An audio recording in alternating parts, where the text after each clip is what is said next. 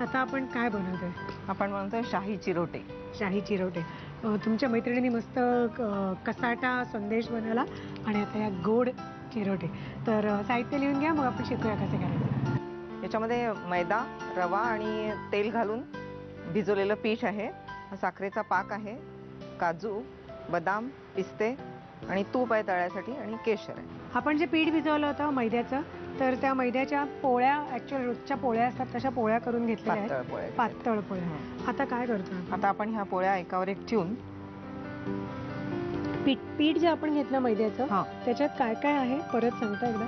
1 वाटी मैदा, 1 टेबलस्पून रवा आणि 1 टेबलस्पून तेल असं घेऊन आणि किंचित मीठ असं. बारीक रवा घेतला? बारीक रवा.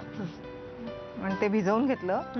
आपल्या पोळ्या जसं लाटतो आपण घरी त्याच याचं, खूप घट्ट किंवा जाड असं नाही. आणि मग त्याच्या ह्या पातळ पोळ्या आपण आता लाटून घेतलेल्या. एकदमच पातळ केल्या? हो, एकदम पातळ केलेल्या आहेत. आणि त्याच्यावरती आता ह्या 3 पोळ्या लाटलेल्या आहेत, त्याच्यामध्ये आता थोडं थोडं तूप लावून. साधं तूप? साधं तूप कोमट केलेलं. हो.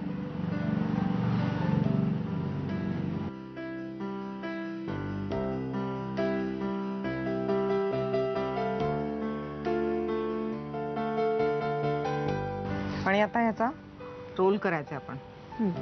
तो रोल गुंडाळी? हा, गुंडाळी. पण जितक्या जास्ती लेयर्स घेता येतील छोटे छोटे बारीक. हा. आणि आता ह्याला कट करायचं आहे.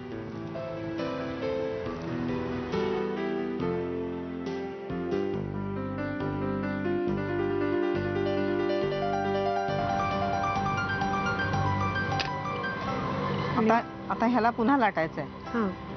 ती लाटताना अशीच घेणार ना? म्हणजे अशी नाही ना घेत? नाही, अशी पण घेतली चालते, पण ती जास्ती फुलत नाही. म्हणजे ते गुलाबाच्या फुलांचे वगैरे म्हणतात तसे, पण ते फक्त नुसते रिंग दिसतात.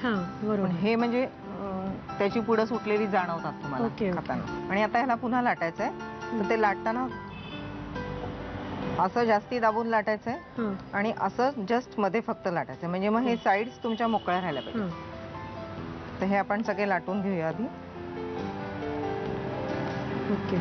पण शेप हाच ठेवायचा? शेप हाच ठेवायचा. हो, तोच येतो, कारण साधारण ते 1-1 इंचाचे तुकडे आहेत, तर ते त्याच अँगलने येतात. आणि आता हे डीप फ्राय करायचे? त्याला काही प्रोसिजर नाही, डीप फ्राय करायचं. Deep fry.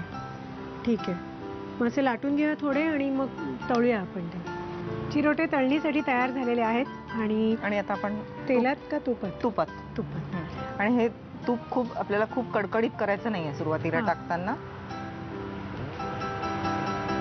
मंद आचेवरती ते फुलवत लागते. आणि नंतर ते साखरेच्या पाकात टाकायचं. जस्ट आपण ते असे बुडवायचे आणि लगेच काढायचे ना? का मुरवत ठेवायचे? एक उकळी आणायची त्याला पाकात टाकल्यानंतर. उकळी काढणार? हो. अच्छा. म्हणजे मग तो पाक आतमध्ये जातो आणि मग त्याचे उभे करून ठेवायचे, म्हणजे मग जास्तीचा पाक पडून जातो. पण पाक तुम्ही घट्ट करणार ना? हो, पाक घट्ट करणार. अगदी गोळीबंद पाक. गोळीबंद. हो. चिरोट्यांसाठी जो तरच तो चिरोटा कडक कुरकुरीत राहील. तर घट्ट गोळीबंद पाक करायचा आणि पाण्यामध्ये टाकून बघायचं की तो साखरेचा पाक झालेला आहे, त्याची गोळी होते की नाही, त्याला गोळीबंद पाक म्हणतात. तर तो करून घ्यायचा. आणि आता ते त्याच्यामध्ये आम्ही डीप करून घेतो. चिरोटे तळून झालेले आहेत आणि आता ते घट्ट गोळीबंद पाकात जातात. केशर घातलेलं आहे ना? केशर घातलेलं आहे, लिंबाचा रस घातला आणि त्याच्यामध्ये. हे सुधारस.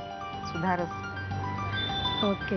ह्याच्यानंतर ते लगेचच 1 मिनिटभर त्याच्यामध्ये ठेवून काढायचे आणि उभे करून ठेवायचे म्हणून सांगितलंय वहिनीने, म्हणजे जो एक्स्ट्राचा पाक आहे तो निथळून जाईल. आता हे पाकात टाकलेत, याला उकळी येऊ द्यायची.